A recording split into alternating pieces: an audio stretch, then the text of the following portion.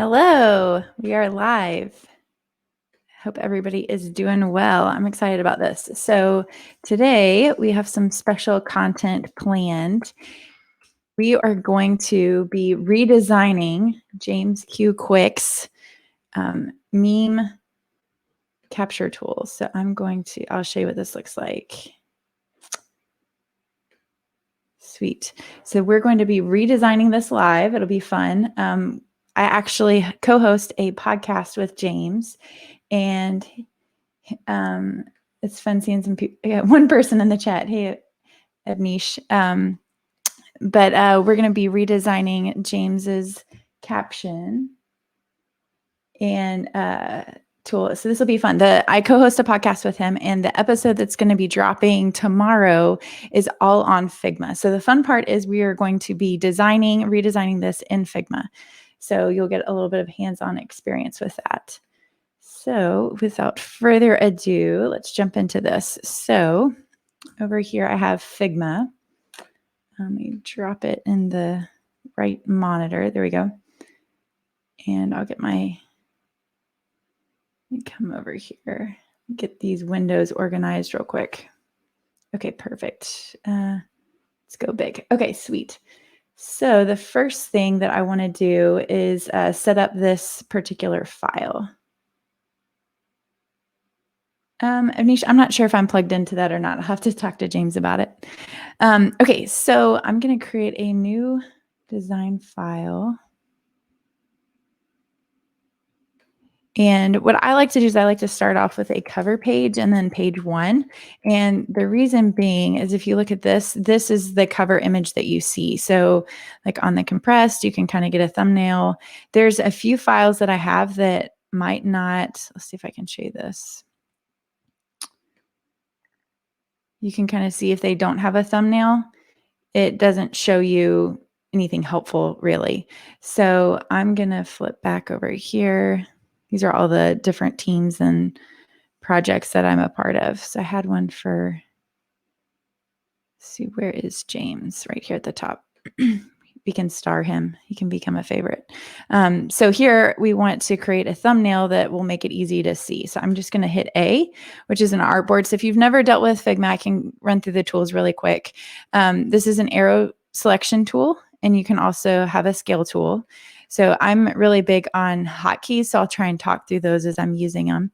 Here you can create a frame or an artboard if you're familiar with Illustrator, and that's what we're going to be using.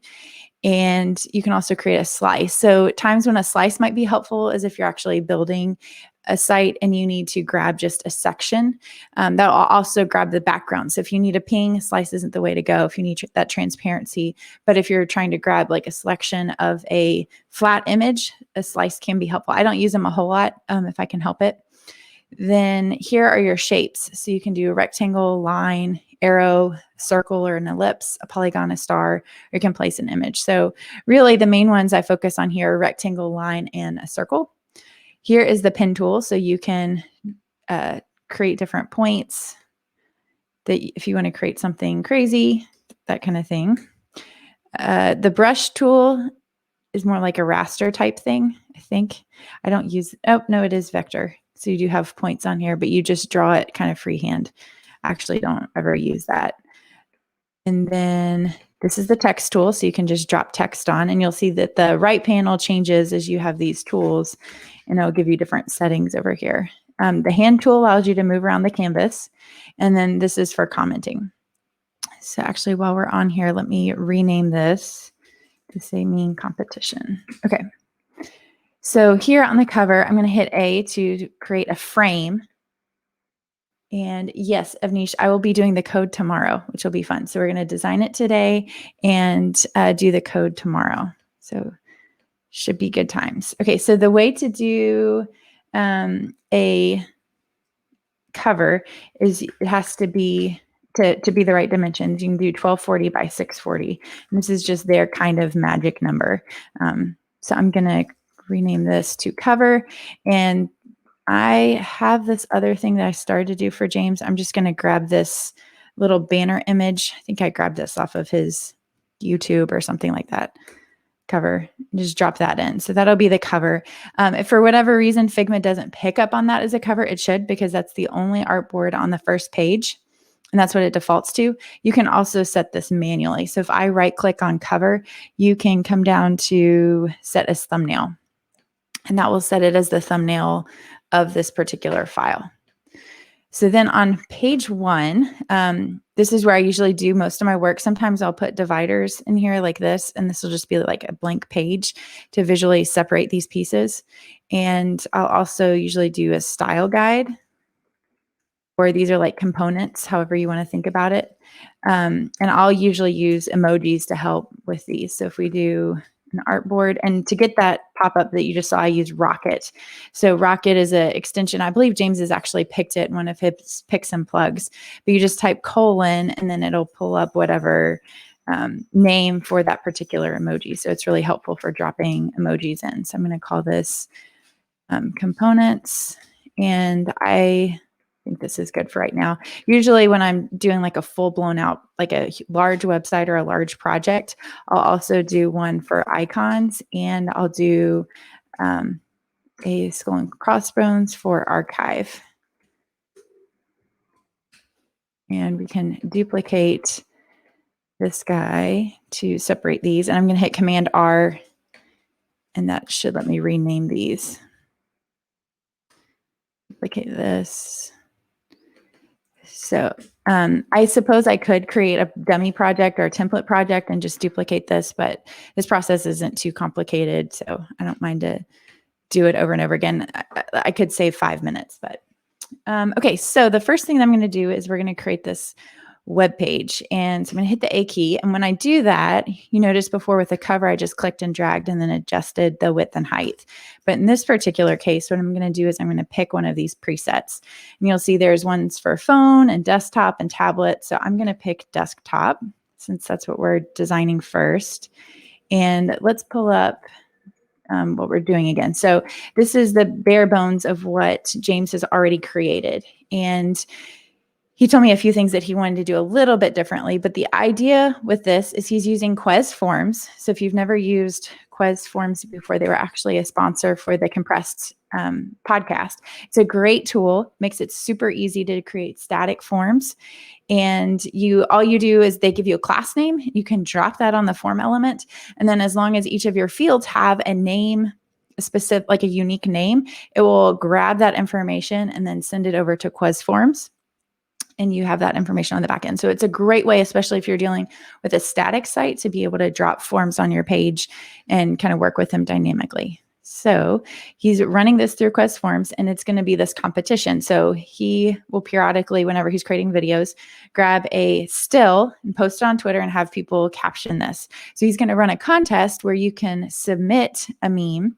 And down here, he's going to pick... he has some inspiration, but he's going to pick 3 winners, and he has different prizes. So the top tier, I think, is a pro subscription to, let me make sure I say the right thing. That would be bad if I committed him to the wrong prize. Let's see. The prize is, I'm checking this. Should have written this down. Let's see.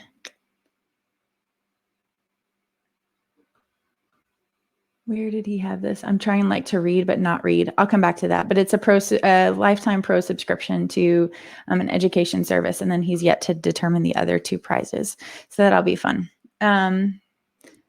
So I had this idea for this particular project that it would be cool. You're generating these memes if we could actually almost generate them on the fly. And I think we can do that with forms, especially with React. So if somebody's typing in a caption, have it almost appear over the image. And one of the things he said, I think he's going to provide 3 to 5 freeze frames. So someone should be able to pick a frame, pick whichever one they want, and then they can write a caption over it.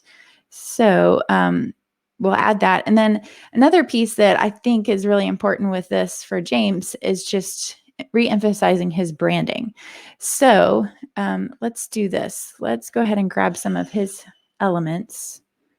My hotkeys are all over the place right now.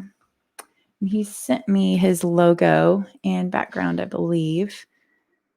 I'm going to grab that. Let's see, I think that's on Google Drive.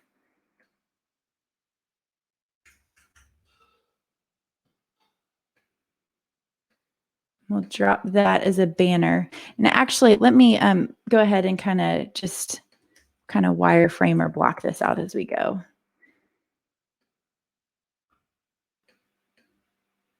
So over here, I'll probably he has kind of like this red pattern at the top of his cover image. I don't want it to take over the screen like this one does, because that would be a lot of red. So maybe we'll kind of leave it at the top. And then I'm not sure. This would almost be fun with the captions if it rotated or had some kind of animation. We might come back to that. But I think up here, I'll kind of give these different shades so you can kind of see what we're working with. And I don't always block this in, but I'm just trying to also explain what's in my head. So if we had his pattern here and maybe his logo up here where it says James Q Quick, and then we need to explain what this is. So we could have this possible meme here, if maybe that's the image, and then we have maybe a form field where you can type in your name, your email address, and then the caption. And then we also need, so I'm going to select these, and within Figma, you can have this space it out. So I can just say tidy up and it'll snap all those and get the alignment. So I'm going to hit Command G, and that actually groups all these together. So I can click and drag them as an entire group. So as we're doing this, another thing that's really important is that you use a grid, and grids are just really helpful for making sure that things are aligned. So not only is that important with design, but it's going to make your code a lot cleaner too. So I'm going to, under Layout Grid, I'm going to click this. I clicked on this little 3-dot thing, but that created this grid, and I want this to be columns instead of like an actual grid. And I want to I usually work from a 12-column grid, because you can get three is divisible by 12, 4 is divisible by 12. And you can also do, say, a 2-column grid with 6s. So 12 is just a great number for being able to get those columns that you want. So you have a 12-column grid, and then I will usually do margin is like if you didn't want it to go to the edge. So if you want to have, say, like 100 pixels from each of the sides, and then you could also define a gutter. So I usually leave that at 20. So, and I'm going to leave this at 0 for right now, and I'll just start within this first little column. So we might go back and change it, but I think that that'll work for right now. And then for our form fields, we can have this like this. So everything lines up really nice and neat. One thing that I'm really guilty of when I'm designing is zooming out so I can see the whole page. But the thing that I forget is people are going to look at it like this. And so that's really big. So it's important when you're designing that you remember how your user is going to actually be looking at it. So constantly be going back and forth between this view and something zoomed out so that I can get a whole feel for how everything's laying out. There's a question in the chat. Is snapping of the elements to the grid supported in Figma? And I think it is. It snapped a little bit when I did it. So here, let me pull the grid back up. If I hit Control G, that pulls the grid up. So if I come over here, it snaps a little bit. So I don't know if you can see the red line here. When it gets close, it'll kind of snap into place. And I think, so I can hit Command / this with the question, and it pulls up this like search menus. It's the same as if you clicked on this F for the Figma icon and clicked on quick actions. I mean, you can find all this stuff within the menus, but sometimes it's hard to go through and find everything. But I believe you can, so you can even turn snapping on or off. Great question. Hi, James. Thanks for listening in the car.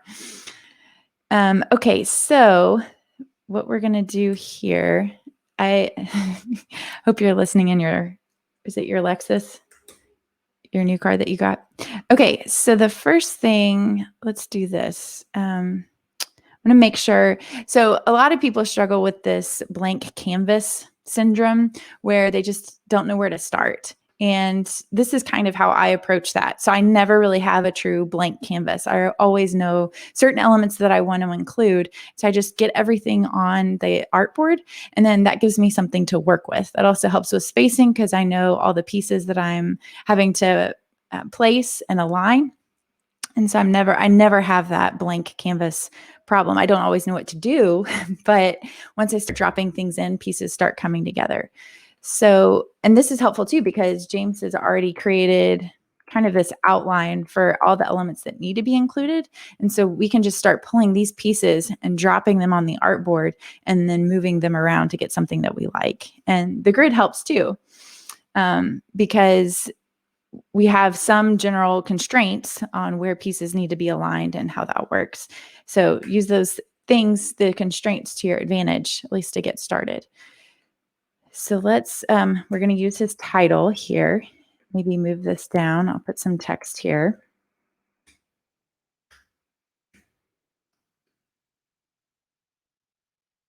And sorry, I'll try and talk through the hotkeys. So I typed the text and then I hit K to be able to scale that. So the scale tool is right here. So we'll move this around, and then K will scale it. So one thing that might actually be worth noting when you're dealing with Figma, so if I have that V tool, the selection tool, and I drag this around, you'll notice that the text box changes, but the text size does not. So if you grab the V key, you can change that box, but if I hit the K to scale, it'll scale the entire text. So you can see there's a difference there. And one of the things that I'm doing when I'm scaling this, actually, I'm not even hitting shift, and it keeps everything in proportion. So that is helpful. Okay, so now let's go back and grab this. He has, whoops, that's V key, and I'm just going to Alt, and see when you can see when I hit the Alt key, it turns into a double arrows. So I'm going to Alt and drag down, and then I'm going to hit Enter to select that text and hit Command V to paste it. And we can hit V again to kind of make this text a little bit smaller. It doesn't need to be that big. And I'll come back through and put precise numbers in. Again, we're just trying to get all the elements on the actual artboard. So we have this, submit your funniest James meme by August 10th, and I'll choose 3 winners. So I'm going to hit the V key and pull this up a little bit, and then I'm going to Alt, click and drag to create another text box, and I'm going to paste that content in. So you can see these text boxes that we created as placeholders before are starting to get knocked down on the page. So that would be something to think about. Okay, how are we going to handle that? And just off the top of my head, I think we could almost make this sticky so that this will scroll, but we'll always be able to see that image. Okay, so let's go back. And we have our form, make the world laugh, the name, email, and meme. And then at the bottom, he says, need some inspiration. And then we have a footer. So subscribe on YouTube, Twitter. Oh, Peanut. And then we have the footer that says that it's created by James, powered by Quest Forms. Okay, so let's add these in. And this is where that icons board comes in handy. So one of the things that I do is I usually will sort these. This project's small enough that we could just put everything on a single frame. So I could just say icons. But if it's a larger project, what I'll do is, just to keep all my icons organized so that I can find them, I will name this artboard A, and then we'll say B. And so any icons that begin with the letter B and C, and I'll do this for the entire alphabet. But this is a small enough project that I think we can just have everything on a single artboard. So I'm going to say icons.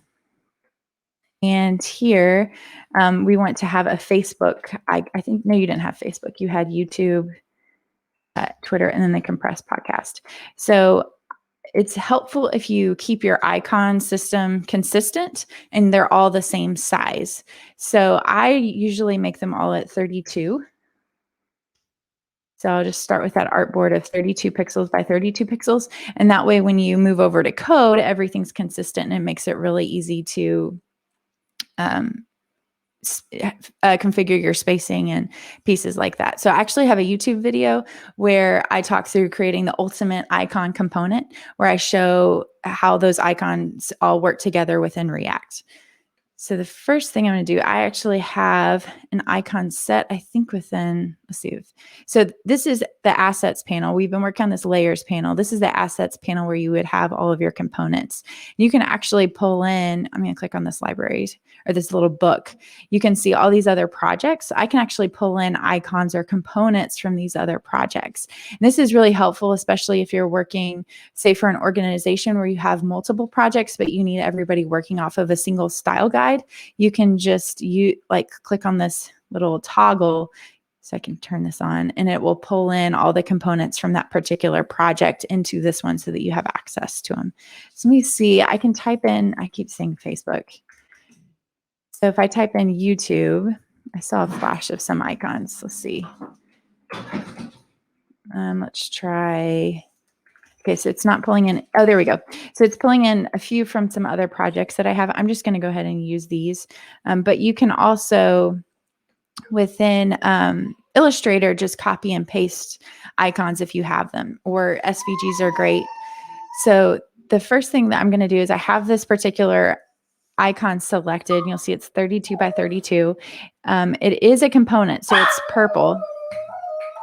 Oh, peanut. So this one is blue. It's just a regular artboard, but this is a component, so this can be reused. And if I change, actually, since this is being referenced on another board, I'm going to detach this. And let's see, where's the detach from symbol? It might think that this is the initial instance. Let's see. Yes, I know I can hit Command Alt B, and that'll break it. So you saw it turned blue. And if I'm going to command click on this, so I'm grabbing the vector, I'm not grabbing that frame. And I'm going to drop this. You can see it's clipping the contents. I'm going to drop this onto the frame, and I'm going to center it to make sure that it's within that frame. Now, the first thing I want to do is it's edge to edge.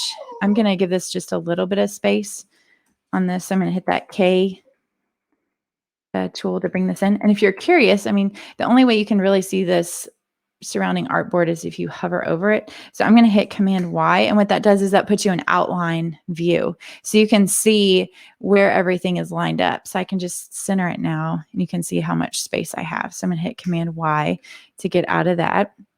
I'm going to delete that blank artboard, and now we have frame 1. So I'm going to name this YouTube, and I'm going to click on this little diamond icon, and that will convert this into a component that you can then reuse. So I'll show you what this means and how this is helpful. So I'm just hitting Alt, clicking and dragging, and you can also come into the assets, and now I'll should have a YouTube icon. Yep, that it's pulling from. So you can drag and drop that from your assets panel. But if I click on this to change the color, so right now, let's see, let's use a red color. All of them turn red. So the benefit is you can change your main component, your master component, and it will update all of your instances. So that's really helpful, especially if you need to make large changes to your site.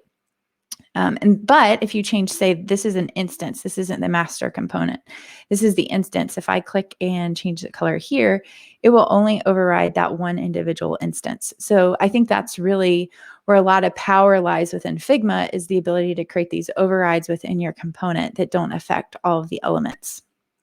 And the way that you can tell that this is an instance and not the master component, so I'm going to hit Alt-1, and that goes back to my layers panel. You can see that the main component has this 4 square grid within that diagonal. The the instance of it is hollow. So that's how you can tell the difference here. If I have this hollow one selected and you want to find the master component, you can come over here in the sidebar and click on that grid. So if I click on that, it'll take me to the main component, which is really helpful. So I'm going to get rid of all these for right now. And let's just make this black. I like to keep all my icons within the design system black, and then I can override them if I need to. Obviously, this doesn't make sense if you know everywhere it's going to be a particular color, but just from the outset, I usually leave all that black. Okay, so we have a YouTube icon, and we also want to feature Twitter and compress the podcast. So I'm going to click and drag. So that creates an instance of that. And I'm going to hit Command Alt B to break it. So you'll notice it's no longer attached to this particular item. And really, the only reason I did that was just to create another 32 by 32 frame. I don't technically need that YouTube icon in there. So let's see if I have one in here for Twitter from another project. Perfect. So I can just click and drag that guy down. And I'm going to break it to grab the bird. So I'm going to hit Command Alt B to break that. I'm going to grab the vector itself and drag that over here. So you'll see it's not part of this particular frame. So this is I believe that's the old one. This is the new one. So we can, rename this Twitter.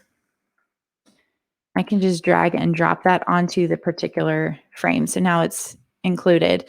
And then with the vector selected, I'm going to center that. So same thing as before, you'll see it's really tight on the edges, and I want to give it some built-in spacing. So I'm going to hit K and scale that down just a little bit so that my spacing's consistent there. Sweet. So now we just need to turn that into a component. So I can hit this little diamond icon. So if I come back over to our page, let's kind of drop these down at the bottom. So I'm going to select my artboard and just drag it down. So this is with the V key. I'm not scaling. If I was scaling it, it would scale everything. And I'm going to go to assets, and we want to drop our YouTube icon. So up here, this is the one that's part of our project. These are from other projects. So I'll drop that in. And this is another kind of neat feature. If I have the icon selected, I'm going to Alt click and drag. And you can also come over here in the side panel, and I can click on this and you can see all of the instances. So it'll actually swap Twitter for YouTube. And how I did that. So that's kind of nice just to be able to quickly swap things in and out. And then we have the compress. So I'll drop the compress logo in later. We also want to show that this form here is powered by Quez Forms. So I'm going to go over to, let's see, I think we had that up within the browser. Let me come back to Chrome. Gonna just grab this logo for right now. We can drop this. Just all I did, I kind of go back and walk through it a little bit. I just control clicked on the logo and just said copy image. And then I just Command V, pasted it directly into Figma, which makes it nice and easy. So I'm going to hit K to be able to scale that logo down so that we can say powered by right below it.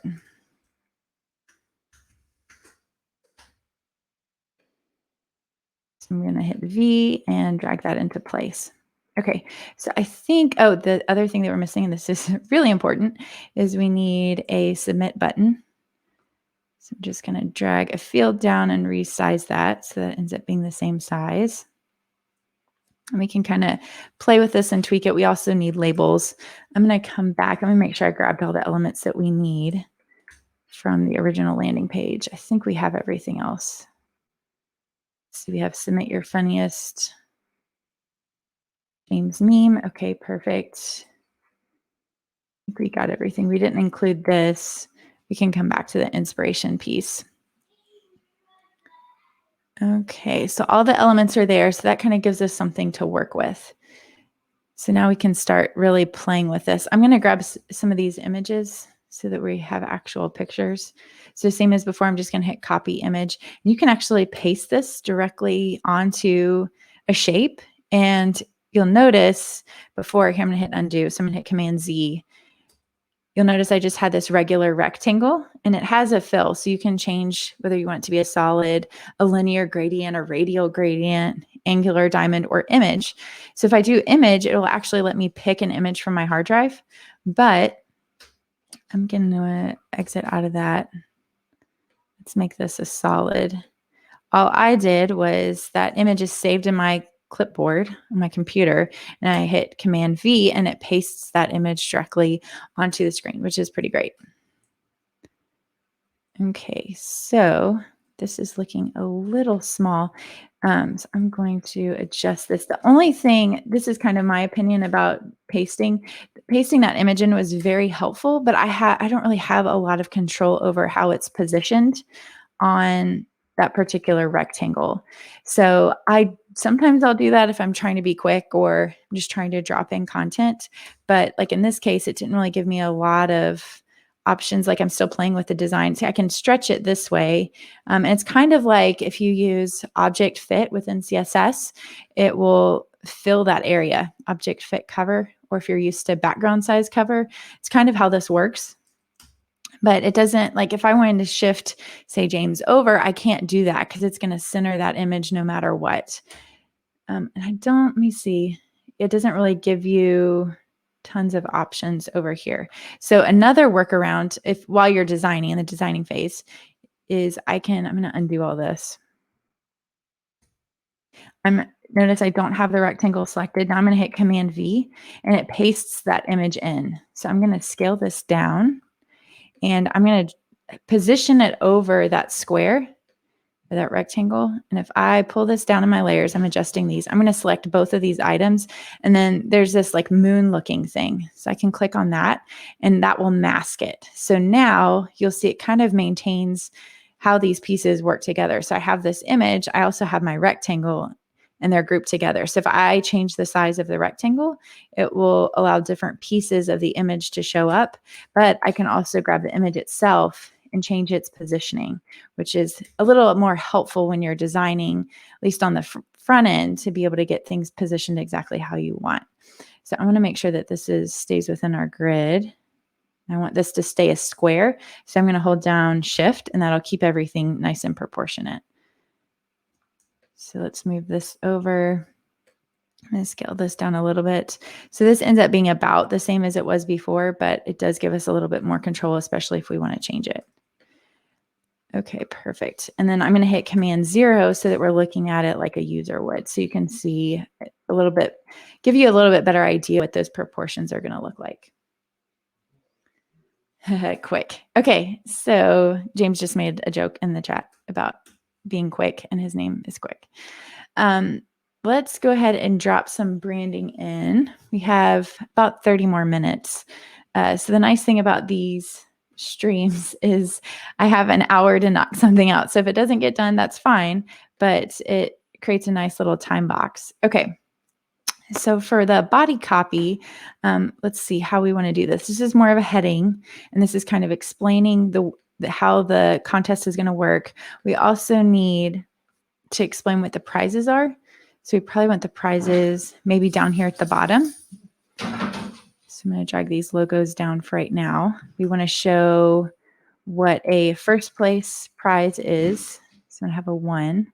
We'll show what a second place prize is and a third place prize is. So we can list out these prizes down at the bottom. And James, you didn't say anything about contest rules, but I think legally you have to have that posted somewhere. So we'll include a link for those disclosures. But if you notice, when I clicked and dragged this down, nothing really changed, which might be a good thing. But one of the power features with Figma is I can click on these icons and I can click on this bottom constraint line. I'm not sure what else it would be called. But when I do that now, it's sticking to the bottom. So when I click and drag, that means the footer will always be stuck to the bottom. So some of the power features with Figma is really being able to set some of those constraints as you're designing so that you're not constantly having to reposition elements. You can have it stick to the bottom. It's like the header, it should be stuck to the top, which I believe it is. Yeah. You can also have it, so right now it's stuck to the right. And if for whatever reason I need to make a bigger screen, you can see that the header bar stays where it's at. But if I select that header bar and say, well, it needs to span 100% regardless of that artboard, we can say left and right. And now when I click and drag, it'll stick. So that's really helpful. Okay. So let's grab some of these brand elements and get these in. Okay, so I'm going to grab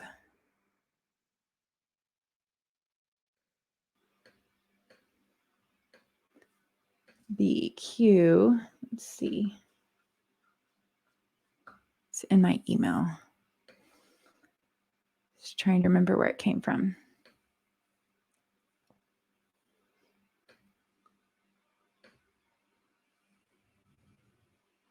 Perfect. So here are the elements that we have for the brand. So we have these action lines. We have, and that's a ping. We have the logo, and it looks like these are all the logos. And then there's the pattern. So the first thing, I'm going to grab this particular logo. I'll download that. Let's see what, let me look at this PDF.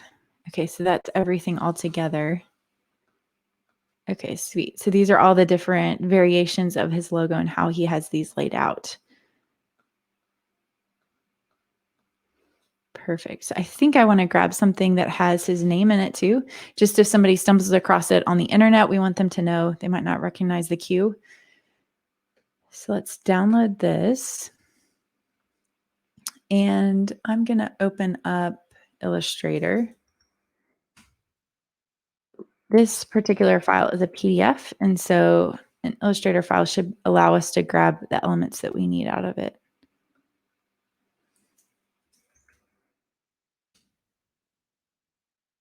So let's grab these logos.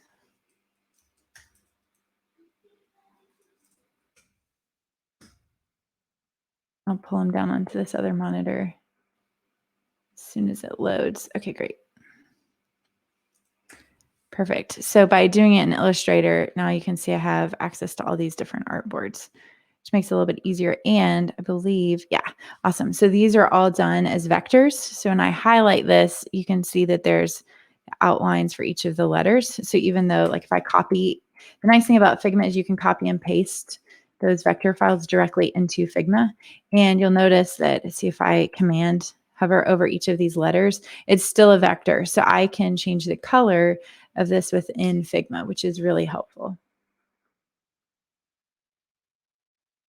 Okay, so I'm going to come back over to Figma, and we're not going to leave this blue. This would look terrible, but I am going to scale this down. So I just have the V key and I'm holding shift to maintain those proportions. And for right now, I'm going to turn this as white, and I'm going to grab that pattern that we saw. I believe, let's go back to Google Drive. We want to grab, let's grab this pattern. So say download here.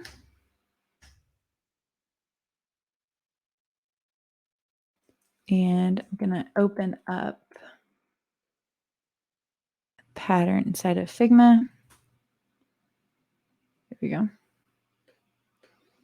So we can use that same trick that we used for the image here. So I can select that header, and I'm going to go ahead and group those together. But I can grab that bottom rectangle and hit the mask tool, and then we can just bring that up. So I dragged it outside the frame, which is why that snapped out. So I can also just use my arrow keys to keep that from moving out. I'm going to make this a little bit smaller so you see more of the pattern inside that top part. Okay, so this is starting to look a little bit more like his brand. So just flipped when you saw it get inverted. And we want this text right now. This is just Roboto, which is, I think, Figma's default, but we want to make sure that we're within his branding package that he currently has. So I believe Montserrat. So Figma automatically pulls in, I can never spell this correctly, automatically pulls in all the Google fonts. So you can also have local fonts that you can pull in for custom fonts. So the way this works is Figma works within the browser, which is great if you are trying to work with somebody like a project manager or something like that that doesn't necessarily have Figma on their computer, or if you are trying to go to, say, you're jumping on another computer that doesn't have Figma, you can quickly pull up the file or the image and work with it. But there's also a desktop version. And I don't know if it's just an Electron app or how that works, but you can see just because of the browser window that and what it says up here, Figma, I'm actually running beta. You can tell that this is a dedicated app. So when you're doing the dedicated app, it'll pick up on the custom fonts that you have stored on your computer. If you want to, say, activate a font, I don't know how many people are used to this, but on a Mac, you can have tons and tons of fonts. I don't know how many fonts I have. Well, here, I'll pull this up. I have 3,500. Oh, this is Google Fonts here, but I have tons of fonts. There you go, 3,000 fonts in my library. Even Google Fonts, there's 3,500 there. So this would be crazy if I loaded these fonts into every single application. I'm not going to use all of them. It's really unnecessary. And so a lot of times when you're working on a Mac, you have to have a font manager. So I'm using Suitcase Fusion, and I think it costs about $100. There's some cheaper options out there, but I bought a license to Suitcase Fusion probably 15 years ago, and I've just maintained it. So I don't always upgrade. It does what I need it to do. But if I say upgrade Illustrator or Photoshop, there's integrations with Suitcase, which is really nice with the Adobe products. But anyway, so what you can do is you can say, if you want to use a custom font, you can come in and select that font. I don't know which would be a good one. These are you can see I was searching here for a particular one. Actually, let's just use that. You can also create font libraries to group fonts together. I'm going to see. Oh, there was Adobe Caslon. Let's do alternate Gothic since I had that one pulled up, and it might not be in my font library. So if it's not in the library, you can drag it and temporarily activate it, which is also helpful. Oh, there you go.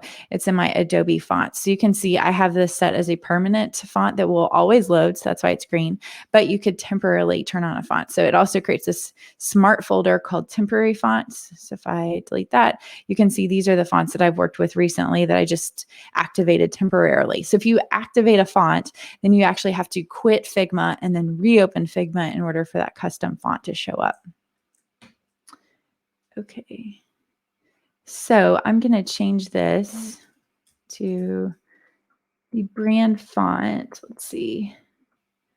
Montserrat. Montserrat? I'm not sure. We'll roll with it.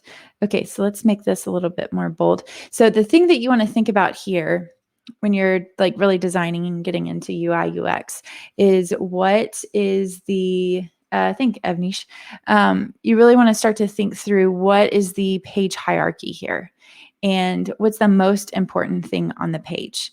Is it James's logo? Is it the caption here? Is it the image? And you want to almost it's called visual hierarchy based on what the most important thing is. So right now it's not, the problem is we have this outline and that's fine. We're just trying to get at the elements on the page, but it doesn't really guide the user through the page. I don't really know what I'm supposed to be looking at.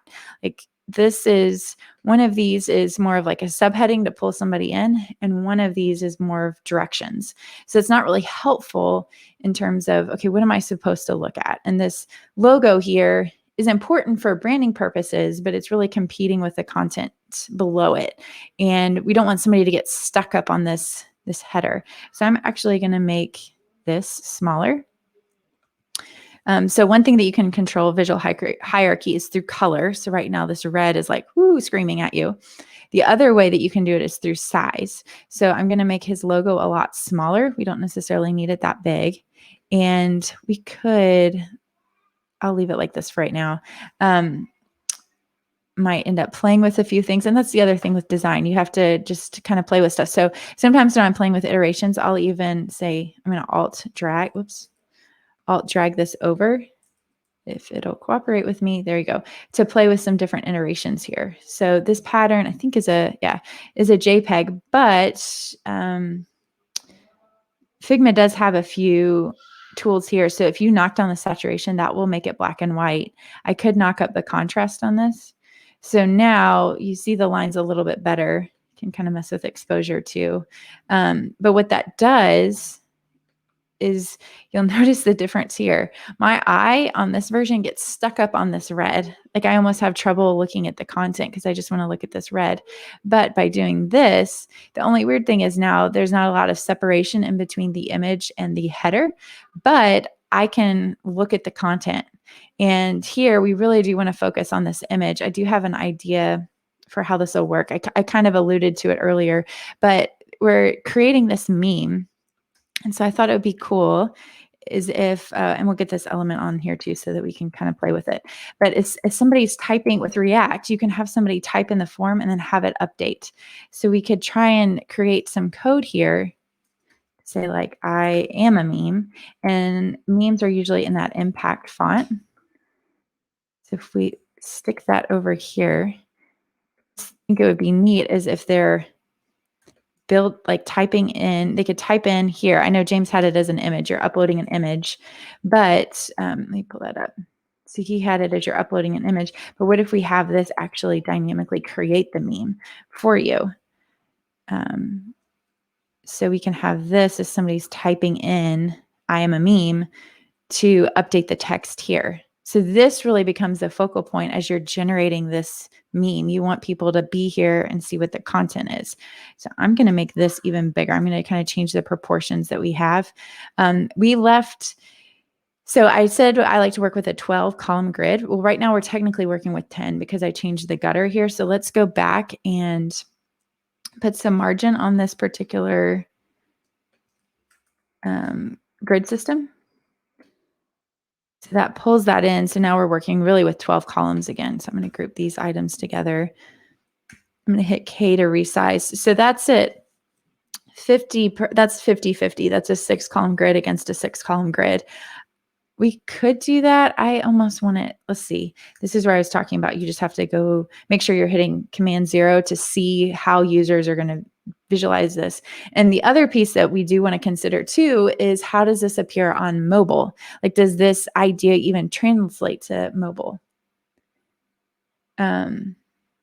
Yes. James just said in the, let's see, I'll come back over here. Missed some comments. Okay, let's come back here. Let's see. Okay, so James was saying he added a little bit of CSS to the original one. So I'm working probably with an older version. Awesome. So Avnish said that he created some memes from the video. And let's see. The one tricky thing is I need to convert that meme into an image. Yeah, file to upload to, oh, I see, to Quiz. I see. The focus of the video is to highlight the file upload. Okay, cool. So we might need to adjust this a little bit. We'll have to figure out what that looks like, especially with Cloudinary, or if that's an option. That would take a lot more coding. So I think that's what he was getting at. This could be a 2-part thing. Could do the initial version without a dynamic meme and then do a follow-up that adds more features. So I think there's a lot of potential there. Okay, cool. Sweet. Okay, so we'll run with that and I'll let.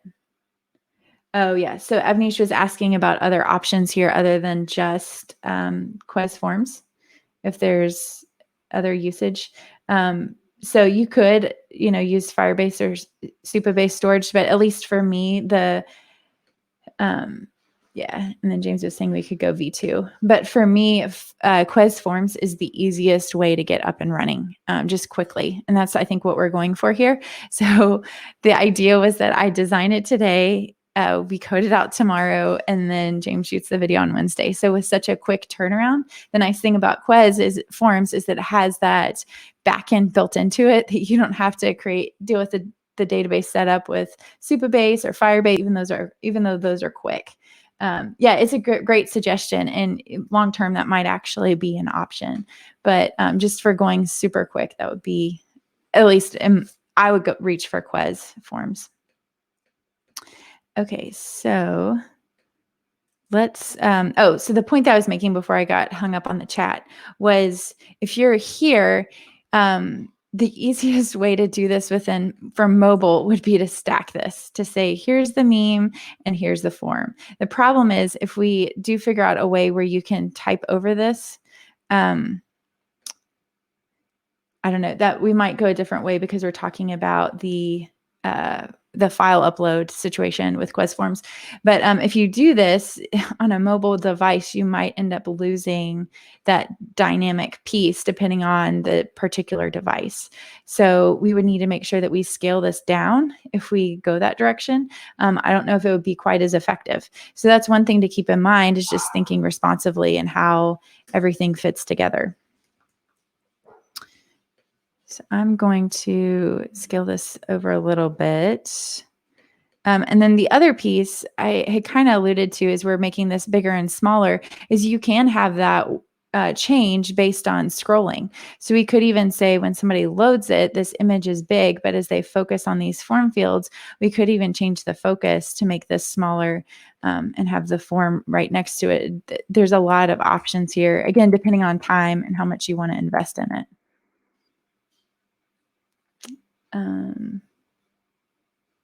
Cool. I was just checking the chat really quick.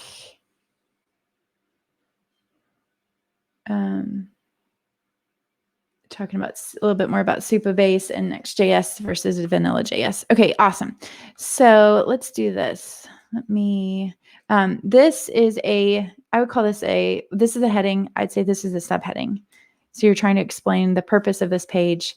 The other thing that we need to work, there's a few things I want to adjust on this.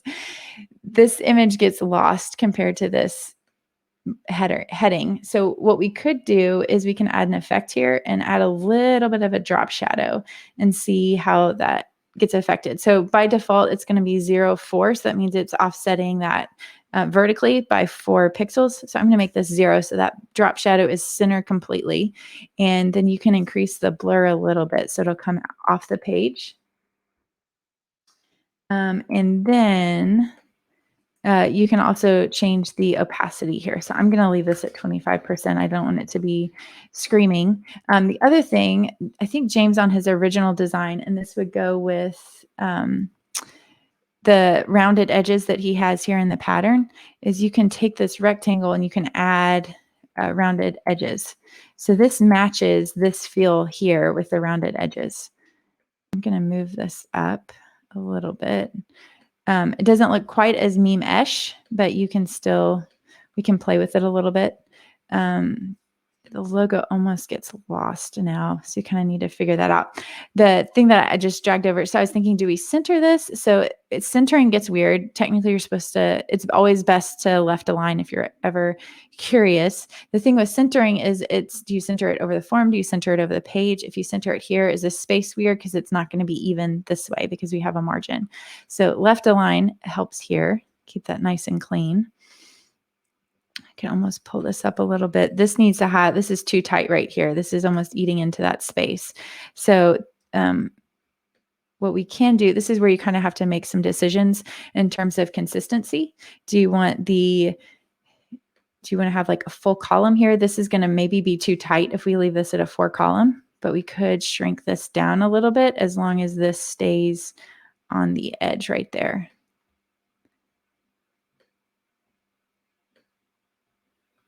James has to go to a meeting. Thanks for jumping in, James. I'm going to have to go to a meeting too in 4 minutes. So this is the nice thing about this particular experiment is I am limited. We have to time box it. So anyways, if I make changes offline, we can definitely walk through those changes tomorrow and talk about some of the decisions that I made. So this is more of like how the contest rules work. So I'm going to pull this down so that keeps the form staying up over here. I don't like the fact that it wraps to a second line. So it would be fine if it was intentional. So this is called a widow when you have, or I think it's called, a widow, where it's like all by itself, which is really sad. So if we pull that down and maybe change this typography, might be a little bit more interesting. So let's see, caption this. Maybe we want to highlight the caption this and make that more important. This is where you see, just start kind of playing with things. And we'll come down here. We can style this. We can play with this a little bit. And I know I only want this probably to be 8. That looks a little too tiny. So 20. So this is looking really tight. You can increase readability by increasing the line height. So you can see, you don't want to go too big, but this is a lot easier to read than I think what it was. It was at 23. So if we compare these, that's 23. I would bump it up to at least 32. You can also, try and format. This is where you start just playing with stuff, trying to format the text. So if we centered all of this, then that would make sense to center this top piece. So there's different pieces here. Let's center this too. If we center that, that was weird how that, oh, his E got scooted over somehow. There we go. Cool. Okay, so we're starting to see some pieces of this come together. Still needs some work though. But see the difference between that, where we were, and this? You can really control where the eye goes, which is really crazy. So if we have all these pieces centered, I'm now going to center this. And I also want to center, this button needs to be centered. So the thing about centering you have to be really careful of, I know I said, don't center or align anything. You know the rules so that you can break them. And if you do it, you need to do it intentionally. So if I had a huge paragraph of text, centering it would not be a great idea. And I may, even in the final, decide to left align everything. But I only have single lines of text. So centering isn't really crazy right now. Again, we can kind of come back and adjust it. I know some people that are never center anything, but it really just depends on everything. I had a professor in college that said, you don't center something unless you don't know where to put it. Like, and isn't a bad thing. You should never center anything. You should always put something somewhere purposefully. Okay, I have to jump to my meeting as well. This has been fun. So I will post updates in Twitter. And then, of course, tomorrow I'll be back on at 9 a.m. Central. And hopefully we can talk through some of the changes that I've made and start coding everything out. But thanks for hanging out in the chat. Catch you later.